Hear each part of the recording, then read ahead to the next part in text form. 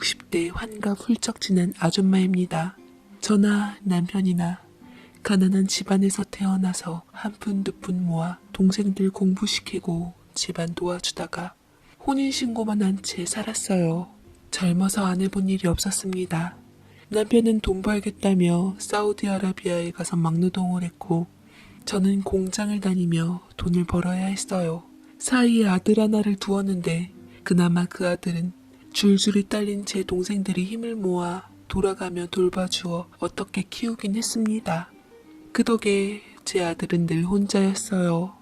부모가 먹고 살기 바빠서 그 아이에게 그 흔한 형제 하나 만들어주지 못해 외롭게 키웠습니다. 아들에 대한 죄책감이 항상 가슴 한켠에 갖고 있어서 미안함에 아들이 원하는 건 웬만하면 해주려고 노력했어요.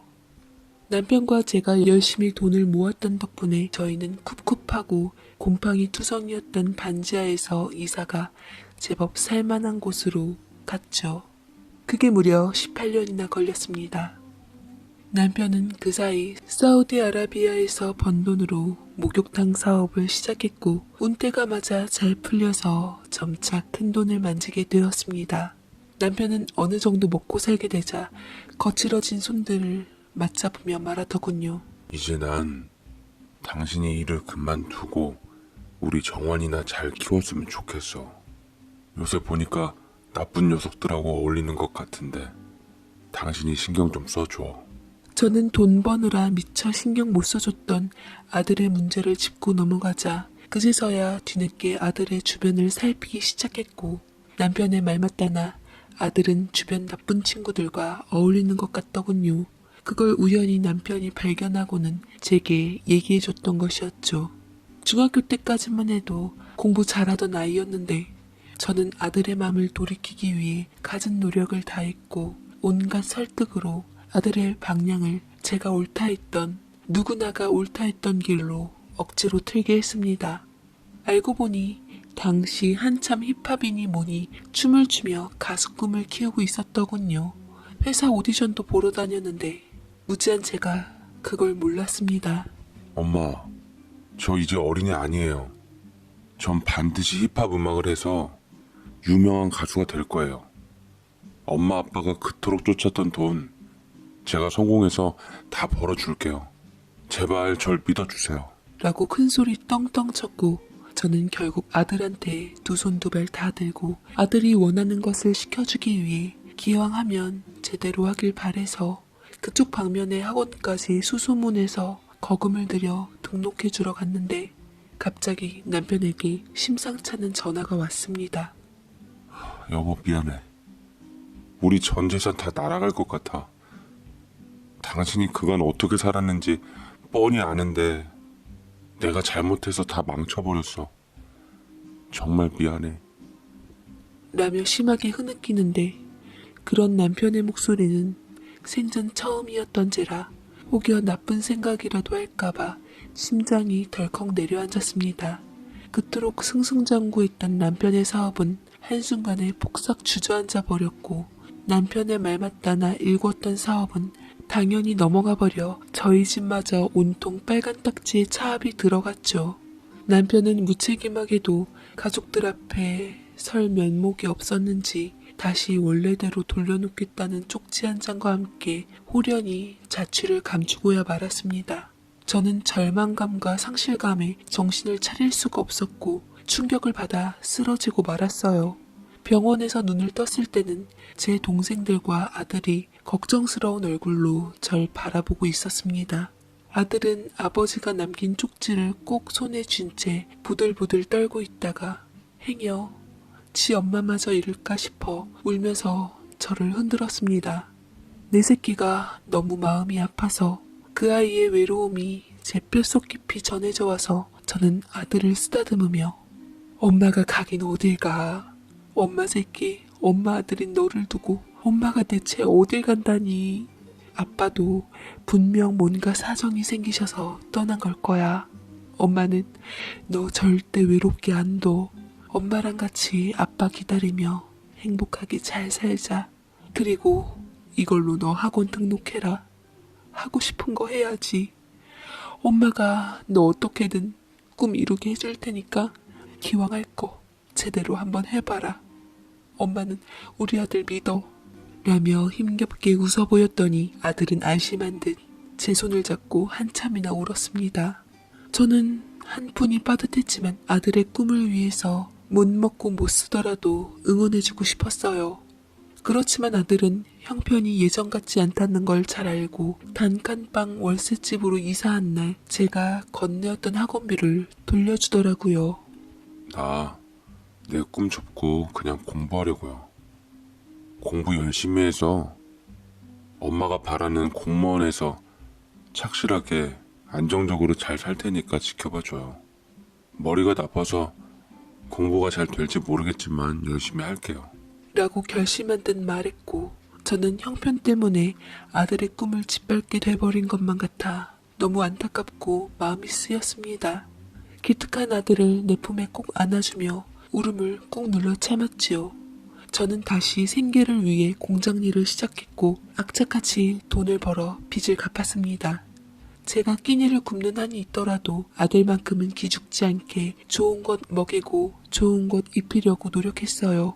더 부지런히 움직여서 돈 벌어 대학 등록금까지 제가 해주고 싶었습니다. 그러나 아들은 대학을 안 간다며 남들 수능 공부하고 있을 사이 경찰 공무원 준비를 했고 최선을 다한 결과 고등학교 졸업한 그 다음 해에 경찰 공무원 시험에 떡하니 합격했습니다. 저나 남편이나 둘 다 가방끈 짧은 게 한이 돼서 너만큼은 대학 공부하라고 등록금까지 떠밀어 줬더니만 아들은 한사코 마다했습니다. 괜찮아요. 엄마 마음으로 난 충분해요. 제가 사회생활 잘할 수 있게 응원이나 해주세요. 라며 얘기하는 아들을 차마 신경 못 써준 게 미안해서 그토록 하고 싶었던 꿈을 꺾은 게 미안해서 제대로 얼굴을 들 수조차 없었습니다. 아들은 대한민국 경찰로서 한 단계씩 성장하며 밟아 올라갔고 저도 그 사이 열심히 일해서 빚을 갚고 아들 이름으로 집을 해놓고서 대출금을 갚으려고 한시도 일을 쉬지 않았죠. 조금씩 숨통이 트여지자 아들에게 여기저기서 선짜리가 들어왔고 선짜리에 관심도 없던 아들이 어느 날 최고급 승용차를 끌고 제가 일하던 공장 앞까지 나타났습니다. 저는 삐까뻔쩍한 세단에 눈이 휘둥그레져서 차 샀냐고 물어보니 아들은 엄마에게 빨리 시승시켜 주고 싶다며 옆자리에 타라고 절 당겼어요. 이거 결혼할 여자네 집에서 사준 거야. 어쩌다가 사귀게 된 여자인데 부모님까지 날 맘에 들어서 이런 것까지 사주며 결혼 날짜를 자꾸 잡자고 하더라고. 엄마도 한번 봐봐. 조만간 내가 한번 데려올게. 아들이 데려온다던 여자는 부잣집 딸로서 버젓이 외국에 유학까지 다녀온 유학파 재원이라고 하더라고요. 디자이너로 유명한 학교를 나와 대우받으면서 일하고 있다는데 우리 아들이 결코 못난 건 아니었지만 그래도 잘 살고 똑똑한 여자가 우리 아들이 어떻게 눈에 찼을까 싶기도 했습니다. 혹여나 사치를 일삼으며 아들을 힘들게 하지는 않을까 만나기도 전에 벌써 겁부터 났어요. 그런데 아들이 데려온 여자는 생각보다 참하고 수수한 여자였습니다. 디자이너라고 해서 화려할 줄만 알았더니만 단정한 스타일로 깔끔하게 와서는 제게 인사를 했습니다. 안녕하세요 어머니, 최지혜라고 합니다. 정한 씨가 누굴 닮아서 멋지나 했더니 어머님을 많이 닮은 것 같아요. 라고 입바른 소리까지 척척해가며 사람의 호감을 사는 법을 아는 여자였습니다. 아들과는 7개월 정도 교제했다는데 착하고 바르고 인성까지 좋다고 하더라고요. 자식을 보면 그 부모까지 알아본다고 사돈어른은 넉넉한 사람이 혼수 예단하면 된다고 제가 아들 앞으로 해준 집은 그냥 저더러 살라 하며 아들은 예비 처갓집에서 마련해준 아파트에서 살겠다더군요. 제가 홀어머니라고 멀리 가면 신경 쓰인다며 저와 멀리 떨어지지 않는 동네로 신혼집을 정했다 합니다. 하나부터 10까지 마음에 안 드는 구석이 없었던 며느리는 제 딸처럼 귀하게 여겨주고 싶었습니다. 상견례 때 사돈어른 내외는 제 앞에서 허리를 굽히시는데 하도 서로에게 예를 차리다 보니 머리가 바닥에 닿을 지경이었어요. 훈훈한 분위기 아래 아들의 결혼식은 마쳐졌고 저는 며느리가 저희 집에 올 때마다 귀한 손님 맞듯 대접하며 손끝에 물 하나 안 묻히게 했습니다. 그 아이는 큰 디자인 회사 직원이라고 했지만 실상은 프리랜서라고 하더라고요. 시간이 자유로웠던 애는 아들이 자주 어머니 좀 챙겨달란 말을 듣고 저희 집에 자주 들렀지만 때론 호의가 권리인 줄 안 듯 끼니 챙겨주는 식당쯤으로 생각하는 것 같았습니다. 어머니, 저 밥 차려주세요. 유전번에 어머니가 차린 해물찜이 딱 제 입맛에 맞더라고요. 얼마 전에 저희 부모님이 보내주신 꽃게랑 전복 아낌없이 넣으세요. 제가 잠시 눈 붙이고 있는 동안 다 해놓으세요. 라고 말하며 자연스럽게 방 안에 들어가는데 네, 딸이라고 생각하면 상관없지만 갑자기 획 태도가 바뀌니 그건 당황스럽더라고요. 처음에는 도우려는 신용이라도 했는데 시간이 지나자 차려주는 밥 먹고 손 하나 까딱 안 한 채 말도 없이 가버리기 일쑤였습니다. 그뿐만이 아니었어요. 제 앞에서 친구랑 버젓이 통화를 하는데 제 앞에서 한다는 말이 나 여기 시댁에 왔지. 이상하게 시자 붙으면 평소 쭈구리들이 며느리 앞에서는 왕이라도 되는 줄 안다니까. 확 세게 나가버리고 배째라고 해. 그 전에 남편부터 잘 구워 삶아야 되는 거 알지? 라고 말하며 절 아랑곳 않고 시댁을 나쁘게 말하는데 저도 시자라 그런지 참 거슬리더라고요. 하루는 제가 무릎이 아파서 아이고 다리야 이러고 부엌에서 일하다 주저앉아 버렸는데 행여나 지한테 병원비 덮어 씌우려는 줄 알았던지 모른 척하고 후딱 가버리는데 참 제가 친정 부모라도 그랬겠나 싶어서 서운했습니다. 거기다 제게 허울뿐인 작은 가방을 하나 건네주고는 자기 이름으로 된 브랜드를 런칭하고 싶다며 대놓고 돈 내놓으라며 집 담보대출을 요구하기도 했는데 제가 처음 봤던 며느리와의 이미지와는 너무나도 달랐어요. 게다가 더 분통 터지는 건 모든 게 아들 앞에서 일어난 일이면 상관없겠는데 우리 아들이 있을 때는 꼭 부던을 떨며 제 앞에선 온갖 아양을 부리고는 천사표 며느리의 모습을 보여주더군요. 어머니! 다리 아프신데 부엌에서 그러시지 마시고 거실에서 TV라도 좀 보세요. 제가 늘 했던 것처럼 재료 손질이며 설거지까지 다 해놓을 테니까 어머니는 아무 염려 마세요. 라는데 저는 여느 모습이나 상관없었지만 한편으론 어이없을 지경이었습니다. 저는 꾹 눌러 참고 행여 아들 앞에서 무안할까 싶어 뒤에서 며느리를 불러 좋은 말로 조언을 해주었습니다. 아가야, 우리 아들 앞에서도 내게 편안히 하던 것처럼 하면 된다.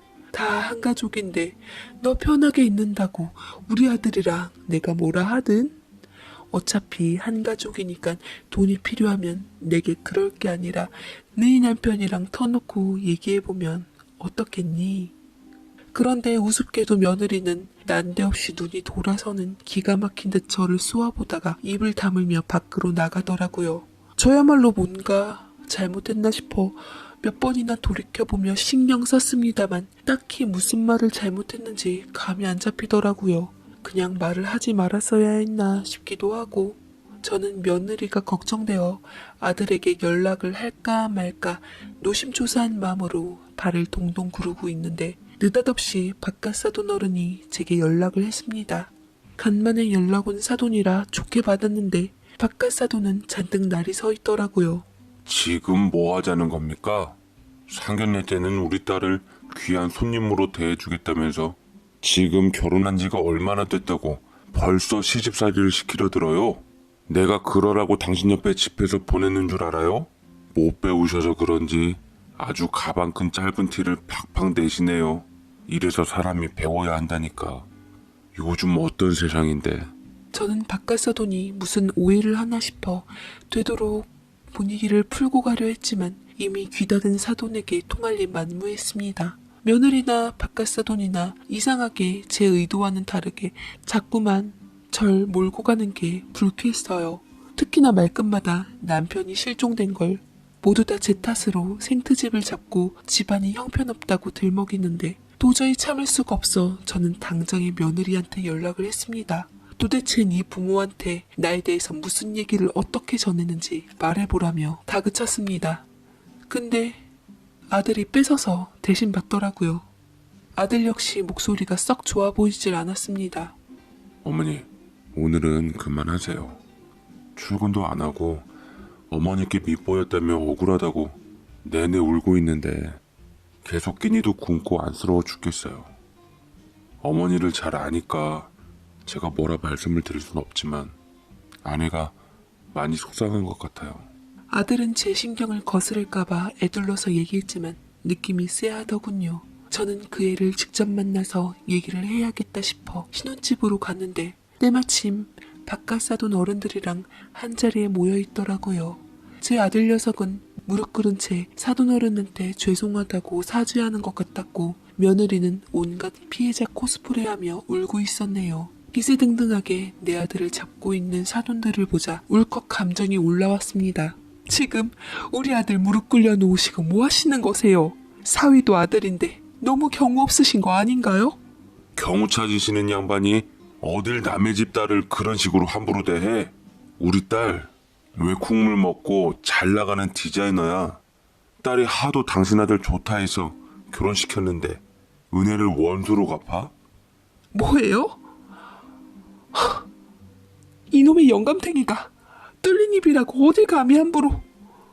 저는 달려가서 바깥사돈의 멱살을 잡아 틀었고 역으로 안사돈에게 머리채를 잡히고 말았습니다. 이를 본 아들이 제 앞으로 와서 저를 보호했고 사돈과 며느리까지 합세해서 저희 모자에게 달려들었죠. 이에 당할 수밖에 없었습니다. 한잔 분풀이가 끝나자 바깥사돈은 숨을 고르게 하고 다시 한번 내 딸한테 못된 짓 하면 나 가만 안 있어. 라며 제게 온갖 험한 말을 하는데 서러움에 눈물이 나서 미치겠더라고요. 이럴 때 남편이라도 있었으면 든든하게 의지라도 됐을 텐데 어디서 막대 먹은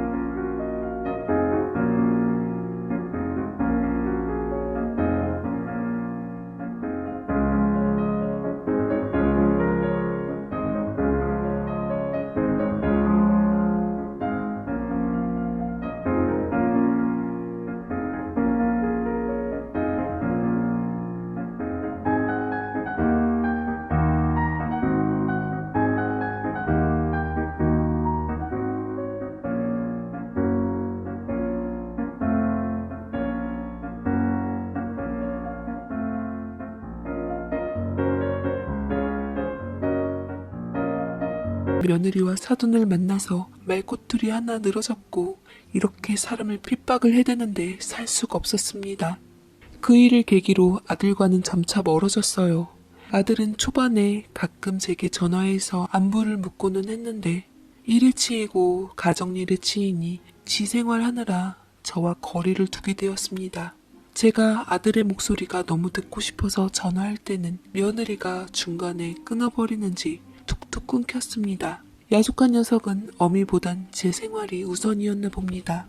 이대로 아들을 다신 못 보는 걸까 숨죽여 울고는 했는데 어느 날 바깥사돈의 환갑잔치 소식이 전해져 왔습니다. 크고 좋은 곳에서 한다며 톡에 버젓이 있는데 마음이 아팠던 건 바로 사라진 남편도 올해 딱 환갑이 되었거든요. 도대체 10년 전에 사라져서 어디서 무엇하고 지내는지 사무치게 그리웠습니다. 아들을 위해서라도 사돈과 이리 지내면 안 되겠다 싶어 저는 백화점 가서 명품 모자를 사와가지고선 환갑잔치를 핑계삼아 화해를 시도해보려 가기로 했어요. 그 전에 연락을 하도 안 받아서 그냥 편지 적은 것과 선물만 전해주려 기웃거리고 있었는데 사돈 내외가 곱디고 온 한복을 차려입고서 저를 진노한 얼굴로 보고 있더라고요. 오해를 풀 겸 싶어서 저는 애써 웃으며 가져온 선물을 내밀었습니다. 그러나 결과는 무참했죠. 참, 아주 기분 다 망쳤네. 이 싸구려를 어디다가 걸치라고. 바깥사돈이 제게 억하심정으로 삿대질을 하며 제가 드린 선물을 보지도 않고 바닥에 패대기치며 밟아버렸습니다. 제가 하도 심장이 벌렁벌렁해서 대체 이게 무슨 짓이냐고 기껏 화해를 청하려 온 사람의 성의를 무시해도 유분수지 어떻게 이럴 수가 있냐고 하자 많은 사람들 앞에서 저를 망신주며 비참하게 만든 사돈을 보며 그리고 초라한 제 모습을 지켜볼 아들의 얼굴을 봐서라도 그 자리에 저는 더 이상 있어서는 안 됐습니다. 입술을 지그시 깨물고는 이 사람들하고 더 이상 엮이면 안 되겠다는 생각이 들었어요. 저는 온몸이 떨리는 상태에서 간신히 정신을 치켜세우고는 자리에서 일어나 그 장소를 빠져나가려 할 때 그때 누군가가 영웅처럼 나타나서 그 바깥사돈 영감의 멱살을 잡아 틀었습니다.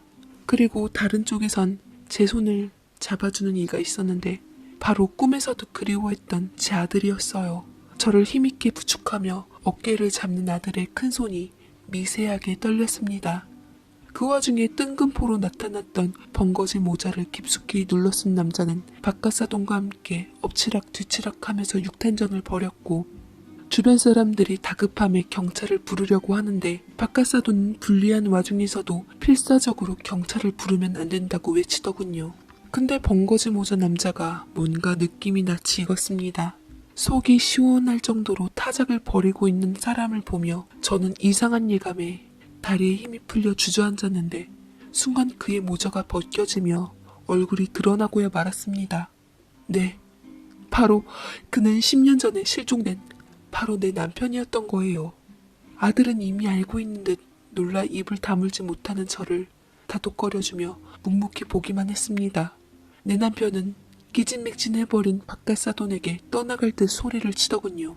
드디어 10년 만에 사기꾼을 잡았네. 내 전 재산 사기치고 딸년 유학 보내고 호의호식하며 잘 살았네. 내가 뒤에서 우리 마누라한테 어디까지 하나 지켜봤는데 우리 아들은 탐나고 우리 마누라는 짐같이 느껴졌냐? 에라이 천벌 받을 것들. 됐고 내 전 재산 사기친 거 다시 내놔. 오늘이 딱 네 놈 공소시효 끝나기 이틀 전이다 이놈아. 라고 하자 이미 아들이 부른 경찰이 들이닥쳤고 저를 비롯한 모든 사람들이 얼음이 되어서 이 하늘이 두 쪽 날 만한 사건을 지켜보았습니다. 뒤늦게 보니 10년 전 저희 전 재산을 홀랑 빼돌려 달아난 그 사기꾼이 바로 그 바깥사돈 양반이더라고요. 아들 역시 경찰이 된 게 실종된 아버지와 사기친 사기꾼을 잡으려고 했던 거였고 끈질기게 추격하다가 며느리를 만나서 일부러 접근한 거였습니다. 끝내는 사기꾼 주변을 배회하던 지 아버지와 재회했던 거고요. 모든 게 엉켜있던 퍼즐이 딱 맞아 떨어지며 저는 아들과 남편의 든든한 두 남자 밑에서 하염없이 눈물을 쏟아내야만 했습니다. 지난 10년 동안 무너진 그 심정을 아무도 알 수 없었을 겁니다. 사기꾼을 잡으려고 결혼으로 사기친 아들과 아내에게 세월로 사기를 친 남편 또한 제게로 상처로 남았을 뿐이었네요. 배신감에 분하고 원통해서 원수 보듯 하자 아들과 남편은 제게 죄인처럼 사죄했습니다. 미안해 여보. 나도 10년 동안 길거리에서 노숙하며 힘들었어. 눈앞에 사기꾼이 버젓이 있는데도 힘이 없어 잡질 못하고 증거가 없다는 걸로 빠져나가고 법망을 요리조리 빠져나가는 사기꾼 놈 때문에 미칠 지경이었다고. 다행히 아들 녀석이 경찰이 되어서 나랑 한뜻인 걸 알게 되었고 아들의 도움으로 집안에서 증거 찾아서 공소시효 이틀 전에 놓을 수 있었던 거야. 라며 속 시원해 했는데 잃은 게 더 많았던 그 복수는 도대체 누굴 위한 건지 모르겠더라고요. 물론 그동안 10년 동안 사기꾼을 기어코 찾아내서 끝내는 엄벌에 처한 남편과 아들이 대단했지만 저한테는 잃어버린 10년이나 마찬가지였습니다.